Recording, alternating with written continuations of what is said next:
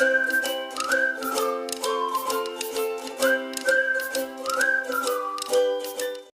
And welcome students. इस video में हम लोग पढ़ेंगे सीजी बोर्ड क्लास 10 साइंस का chapter 13 light reflection and refraction at spherical surfaces के एक्सप्लेनेशन को। ये इस लेसन के एक्सप्लेनेशन का फर्स्ट वीडियो है। इसको मैं टोटल 4 पार्ट्स में कवर करूँगी क्योंकि ये लेसन आपका लेंदी है और इसको अच्छे से एक्सप्लेन करना है तो थोड़ा टाइम टेकिंग होगा, इसलिए मैं ये टोटल 4 वीडियोज़ बनाऊँगी। ये पार्ट 1 है। इंट्रोडक्शन से स्टार्ट करते हैं। In the previous chapter, we have learnt about the laws of reflection and refraction at plane surfaces. We also did some activities to observe the phenomena of refraction. Can the same laws be applied to understand reflection and refraction from spherical surfaces? This means कि previous chapter में जो कि आपके इसी class में ही था, 10th में ही हम लोग एक लेसन पढ़े थे लाइट, जहाँ पे हम लोग रिफ्लेक्शन और रिफ्रैक्शन पढ़े थे प्लेन सरफेसेस से। तो और कुछ एक्टिविटीज़ भी किए थे जिससे रिफ्रैक्शन को समझ सकें।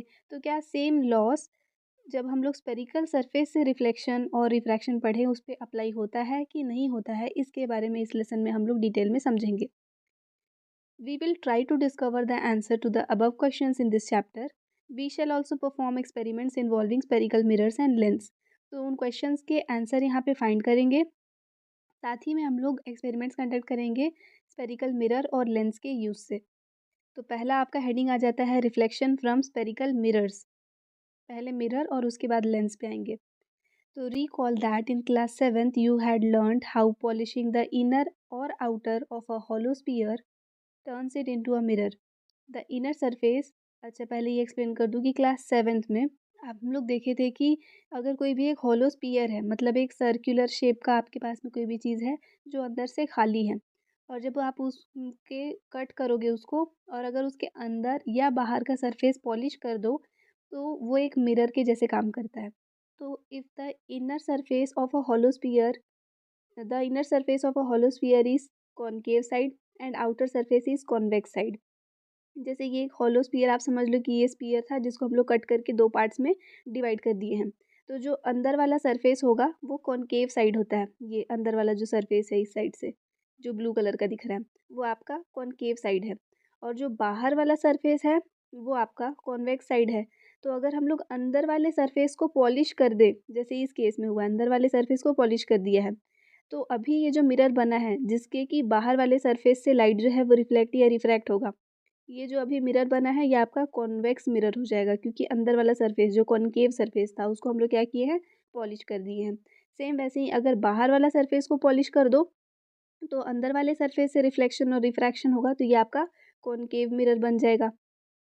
अब इसके लिए एक्टिविटी फर्स्ट दिया है, आपको एक स्पून लेना है जो कि स्टील का बना हुआ हो, स्टेनलेस स्टील का, और उसका जो बाहर वाला सरफेस होगा, जैसे ये जो निकला हुआ सरफेस होता है बाहर की तरफ, ये वाले सरफेस को अपने फेस के पास लेके आना है और ऑब्जर्व करना है।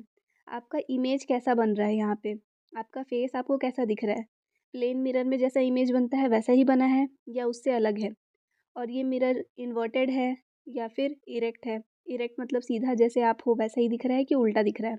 इस इमेज का साइज़ बड़ा है या छोटा है या फिर वो सेम साइज़ का है जैसा आपका फेस है वैसा ही। उसके बाद आपको इस कैरेक्टरिस्टिक्स को हम लोग देख लिए, फिर क्या करना है, अब इस चम्मच को पलट के इसके अंदर वाले साइड में आपको देखना है। तो आप ऑब्जर्व करोगे कि आपको जो इमेज बना है ना वो थोड़ा बड़ा है और इरेक्ट है, मतलब कि सीधा है, और एक तरफ आप जब देखोगे तो आपका चेहरा उल्टा दिखेगा। ये आप करके देखना, इन शायद देखे भी होगे, स्पून में एक साइड से सीधा और एक साइड से उल्टा दिखता है। और जैसे जैसे आप डिस्टेंस बढ़ाएंगे स्पून से अपने फेस का तो क्या चेंजेस देखने मिलते हैं ये भी आपको ऑब्जर्व करना है।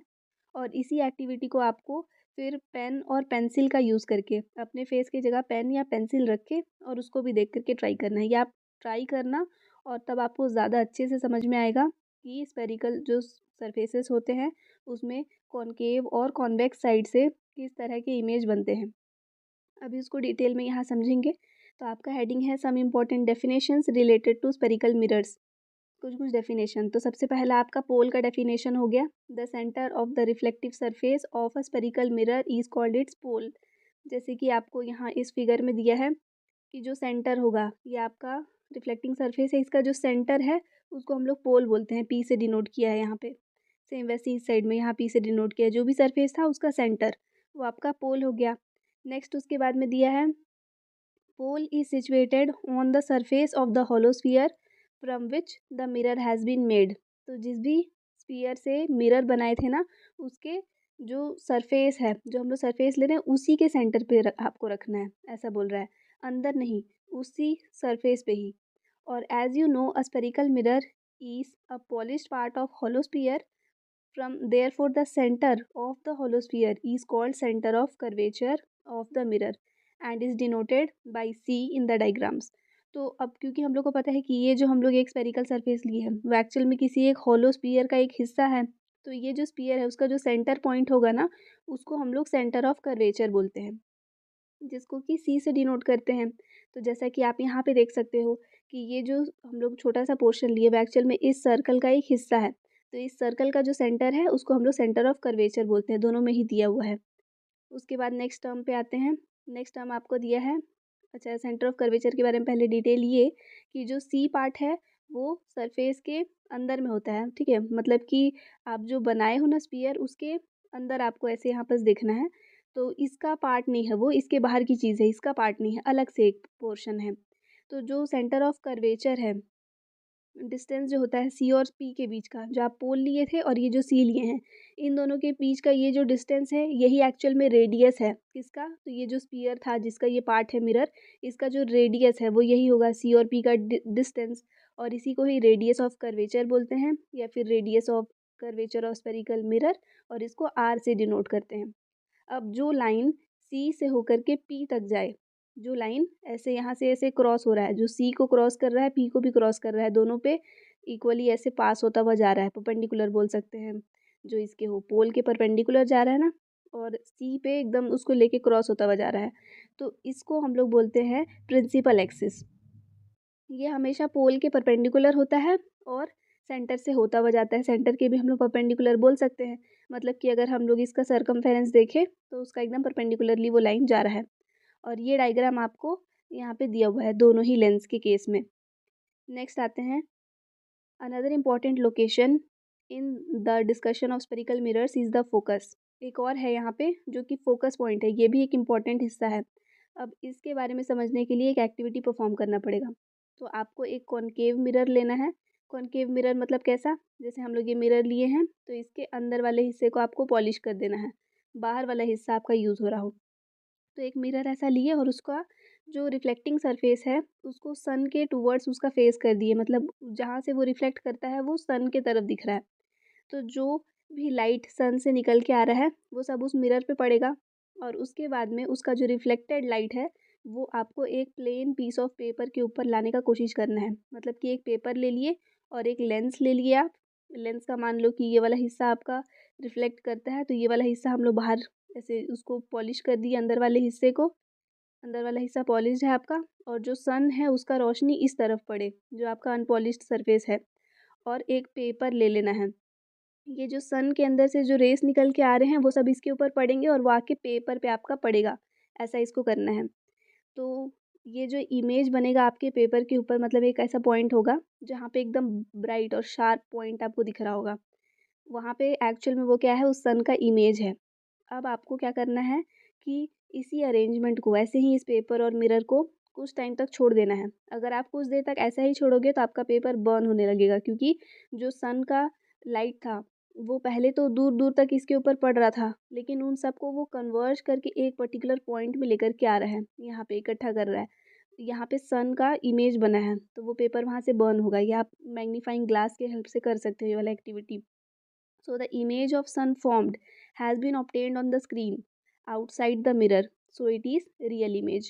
तो जब भी एक ऐसा इमेज बनता है जो कि हम लोग जो भी सरफेस लिए हैं, जैसे मिरर लिए हैं, तो मिरर में नहीं बना है, मिरर के बाहर बना है, तो ये रियल इमेज है। The point eight which the image is formed is called the focal point of the mirror. और जहाँ पे वो इमेज बना है ना, वही उसका फोकल पॉइंट है या फोकस जिसको बोलते हैं। इसको लेटर एफ से डिनोट करते हैं। ये फोकल पॉइंट हमेशा मिरर के बाहर होता है, मिरर में ही नहीं रहेगा, उसके बाहर रहता है। अब अगर हम लोग कॉनकेव मिरर की बात करें तब उस केस में जो लाइट रेस होते हैं ना वो पैरेलल रहते हैं प्रिंसिपल एक्सिस के, और वो कन्वर्ज होते हैं रिफ्लेक्शन के बाद फोकल पॉइंट पे। जैसे कि इसकी बात कर रहे थे, ये पैरेलल है सारे प्रिंसिपल एक्सिस पे, और रिफ्लेक्शन होने के बाद जहाँ पे आके वो कन्वर्ज हो रहा है सारा रे, वो उसका फोकल पॉइंट होता है। और उससे पहले ही वो जहाँ पे आपको दिख रहा है, जैसे देखो ये डायरेक्टली आया ना, तो ये यहीं से वापस हुआ, तो ये आपका जब प्रोड्यूस करोगे बैकवर्ड तो यहाँ जाके मीट हो रहा है, तो वो आपका कर्वेचर हो गया। लेकिन वहीं पे आप इन लाइंस को देखो, जो यहाँ से क्या हुए हैं, रिफ्लेक्ट हुए हैं। तो रिफ्लेक्शन के बाद में ये जहाँ जा कर के कन्वर्ज हो रहा है, ये वाला पॉइंट आपका फोकस पॉइंट होता है। सेम वैसे ही हम लोग इसमें देखेंगे इस वाले मिरर में, तो ये आकर के यहाँ पे कन्वर्ज हो रहा है, ये इसका फोकस पॉइंट हो जाएगा। Next, the distance between pole and the focus point of the spherical mirror is called the focal length of the mirror and is denoted by small f। Focus को capital F से और focal length को small F से, मतलब कि focus से पोल तक का जो डिस्टेंस है वो आपका फोकल लेंथ है। यहाँ से जो पोल तक का डिस्टेंस था आपका, वो आपका रेडियस ऑफ कर्वेचर था। नेक्स्ट आते हैं अब, the boundary of the curved surface of a spherical mirror is called it's aperture. मतलब ये जो हम लोग लिए ना, तो जितना हिस्सा लिए हैं, मान लीजिए एम से लेकर के एम डैश तक है, जैसा आपके इस इमेज में दिख रहा है, एम से एम डैश तक, तो ये वाला इतना जो हिस्सा है इसको अपर्चर बोलते हैं। ये सारे टर्म्स आपके यहाँ पे यूज़ हो रहे हैं। और मैथमेटिकली अगर हम लोग देखें, तो जो रेडियस ऑफ कर्वेचर होता है वो नॉर्मली फोकल लेंथ का जस्ट हाफ डबल होता है, बोल सकते हैं। जैसे कि हम लोग सी से पी तक का डिफरेंस ले रहे थे ना, तो जितना डिस्टेंस सी से एफ का रहता है उतना ही एफ से पी का होता है। तो ये जो फोकस है वो रेडियस ऑफ कर्वेचर क्या है, उसका जस्ट डबल है। तो वैसा रहता है, दोनों के बीच में इक्वल डिस्टेंस है। और अगर आप ऐसा ही इक्वल डिस्टेंस बना करके अगर इमेज फॉर्म करने का ट्राई करोगे, तो हमेशा इमेज जो है वो करेक्ट पोजीशन पे बनता है। इसको हम लोग आगे देखेंगे।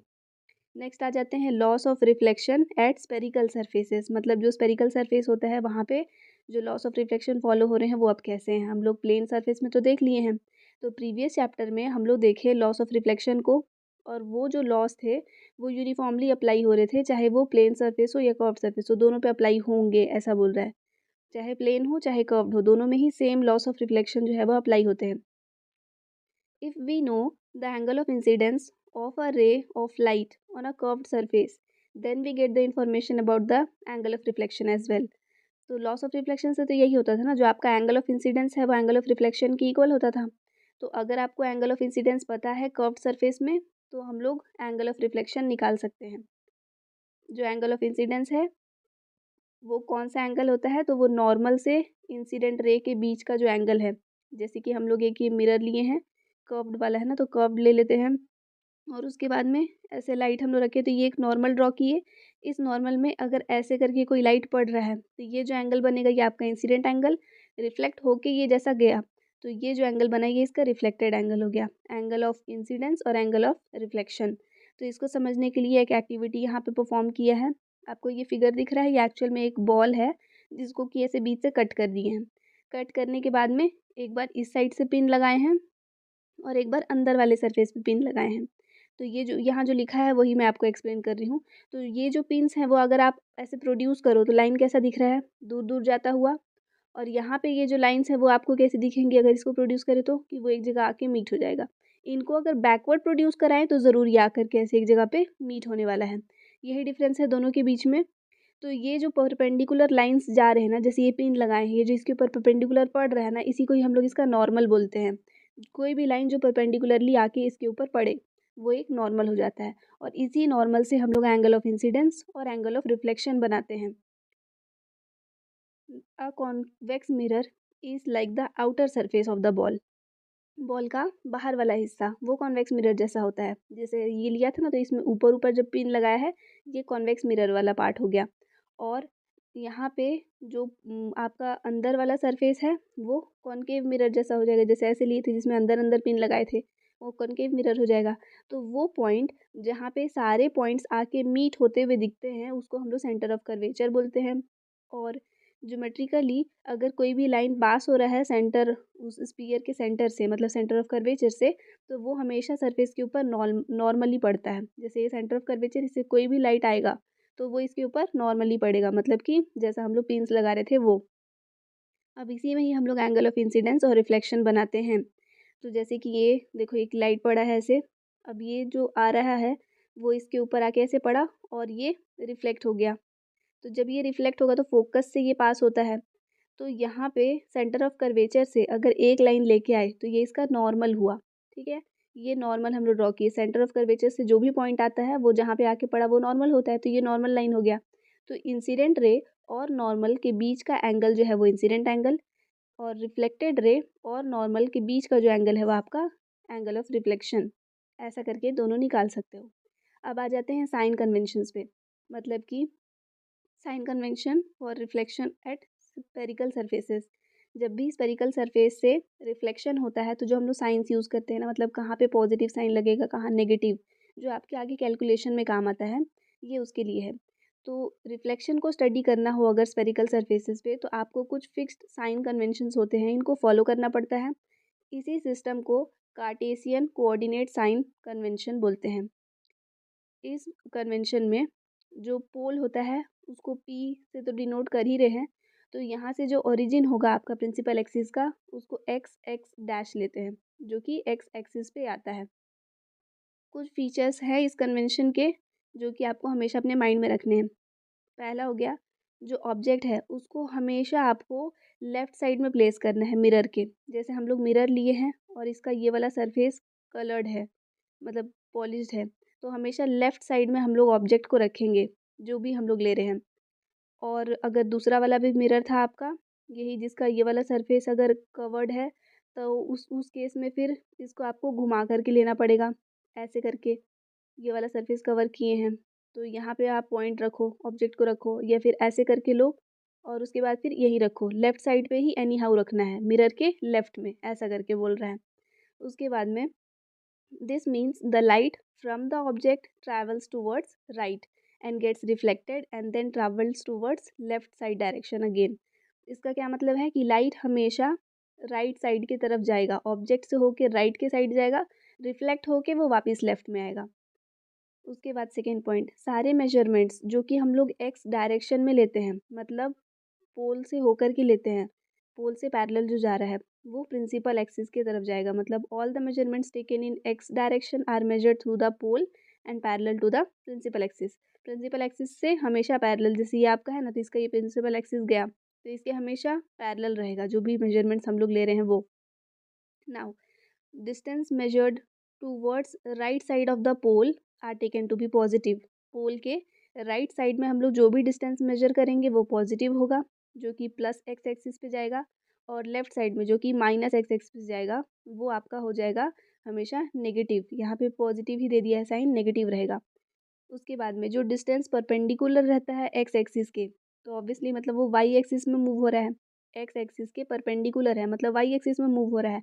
तो अगर वो अपवर्ड डायरेक्शन में है तो पॉजिटिव वाई एक्सिस की तरफ जा रहा है, इसको पॉजिटिव लेंगे। अगर वो डाउनवर्ड डायरेक्शन में है तो नेगेटिव वाई एक्सिस की तरफ जा रहा है, इसको नेगेटिव लेंगे। ये सारे ही साइन कन्वेंशंस आपको पिक्टोरिकली दिए हुए हैं, नीचे आपको इमेज दिया है वहाँ पे। और ये सारे साइन कन्वेंशंस आपको मिरर फार्मूला को डिराइव करते टाइम पे या फिर प्रॉब्लम सॉल्व करने के टाइम पे जो न्यूमेरिकल्स हैं वहाँ पे काम आते हैं। ये देखो, जब हम लोग अपवर्ड डायरेक्शन में मूव हो रहे हैं तो पॉजिटिव लिया है लेंथ को, डाउनवर्ड मूव हो रहे हैं तो लेंथ को यहाँ पे नेगेटिव लेगा। और वैसे ही अगर इस एक्सिस में आप इस साइड मूव होगे तब उस केस में बोला है पॉजिटिव लेने के लिए, और अगर इस साइड मूव होगे तब उस केस में बोला है नेगेटिव लेने के लिए। नेक्स्ट है आपका loss of image formation from spherical mirror. तो जैसे हम लोग पहले पढ़े थे प्लेन सरफेस से, वैसे ही यहाँ पे भी है। तो 3-4 लॉस वहाँ पे थे, 3 थे आई गेस, यहाँ पे 4 लॉस हैं। पहला, the light ray incident on the mirror parallel to the principal axis. मतलब कि ये प्रिंसिपल एक्सिस है और अब एक रे ऑफ लाइट आ रहा है जो कि इसके पैरेलल आ रहा है। किस केस में, कॉनकेव में भी कॉन्वेक्स में भी, ये प्रिंसिपल एक्सिस और इसके पैरेलल में एक रे ऑफ लाइट आ रहा है। तो ये हमेशा कन्वर्ज होगा फोकल पॉइंट पे, किस में, कॉनकेव मिरर में। कॉनकेव मिरर में ये हमेशा फोकल पॉइंट पे आके से कन्वर्ज होता है। कॉन्वेक्स मिरर में ये डाइवर्ज होता है, अगर इसको बैकवर्ड प्रोड्यूस करें तब ये आकर के वापस से यही फोकस पे ही मीट करता है। नेक्स्ट पॉइंट है, the light rays which pass through the focus of the concave mirror travels parallel to the principal axis। तो पहला लॉ हम लोग क्या देखे थे कि जो आपका पैरेलल लाइन जा रहा था वो जाके फोकस पे मुड़ रहा था ना, तो अब ऐसा बोल रहा है कि अगर कोई लाइन फोकस से जा रहा है तो फिर वो पैरेलल पास होगा। सेम वैसे ही यहाँ पे जो लाइन आपका फोकस पे पड़ता हुआ दिख रहा है अगर प्रोड्यूस करे तो फोकस पे ही ना पड़ रहा है, तो इसको अगर प्रोड्यूस करें मतलब ये जब रिफ्लेक्ट होके जाएगा तो ये पैरेलल होके जाएगा किसके, प्रिंसिपल एक्सिस के। ये हो गया आपका सेकेंड। थर्ड रूल आपका ये बोलता है कि we know that light rays incident normally on a mirror retrace their path after reflection. जो भी लाइट जो है वो नॉर्मल पड़ रहा है, नॉर्मल मतलब सेंटर ऑफ कर्वेचर से होता हुआ जा रहा है, वो हमेशा अपना पाथ क्या करता है, रीट्रेस करता है, वापस उसी में वापस जाता है जैसा वो पड़ा था। इसलिए अगर आप सेंटर ऑफ कर्वेचर को सी ले रहे हैं तो लाइट जो कि ट्रैवल हो रहा है कॉनकेव मिरर में सी से होता हुआ जा रहा है, जाके अगर इस पे पड़ा तो वो नॉर्मली पड़ा और वो वैसे ही वापस चला जाएगा। और सेम वैसे ही जो इसमें पड़ रहा है तो ये सी पे आएगा तो नहीं क्योंकि बाहर है, लेकिन अगर अपीयर हो रहा है कि हाँ वो सी से ही जाता, तब उस केस में भी वो भी वैसे ही वापस उसी पाथ में फॉलो हो जाता है क्योंकि वो नॉर्मल ही पड़ा था यहाँ स्क्रीन के ऊपर। नेक्स्ट है when a ray of light is incident on the pole making some angle with the principal axis, then after reflection it makes the same angle with the principal axis in the opposite y axis side। क्या होता है कि जब कोई भी ray of light जो पोल के ऊपर आकर के पड़ा है तो वो जितने भी एंगल के साथ पोल पे पड़ा है जब वो रिफ्लेक्ट होगा तो वो वापस उसी एंगल के साथ में रिफ्लेक्ट हो जाता है। ऐसा हो गया। तो this is because the principal axis is normal to the mirror at the point P. जो प्रिंसिपल एक्सिस है वो पॉइंट पी पे नॉर्मल ही तो होता है एक, इसके ऊपर नॉर्मल हम लोग इसको बोल रहे थे जो सब इसके ऊपर में से आके पड़ रहा है डायरेक्ट, वो हर एक लाइन नॉर्मल है इस सरफेस के लिए। तो अगर ऐसे कोई लाइट पड़ेगा तो ये तो नॉर्मल है ना, तो जितना आपका एंगल ऑफ इंसिडेंस है उतना ही एंगल ऑफ रिफ्लेक्शन भी बढ़ेगा। तो ऐसे करके आपका यहाँ तक का चारों रूल्स जो है वो कंप्लीट हो गया। अब नेक्स्ट वीडियो में हम लोग इसके आगे का पोर्शन कवर करेंगे। आई होप यहाँ तक आपको ये वीडियो समझ में आया। नेक्स्ट वाला वीडियो फिलहाल आपको स्क्रीन पे डिस्प्ले हो रहा होगा, आप यहाँ पे क्लिक करके देख सकते हो। अगर चैनल पे न्यू आए हैं तो हमारे चैनल को सब्सक्राइब कीजिएगा। Thanks for watching.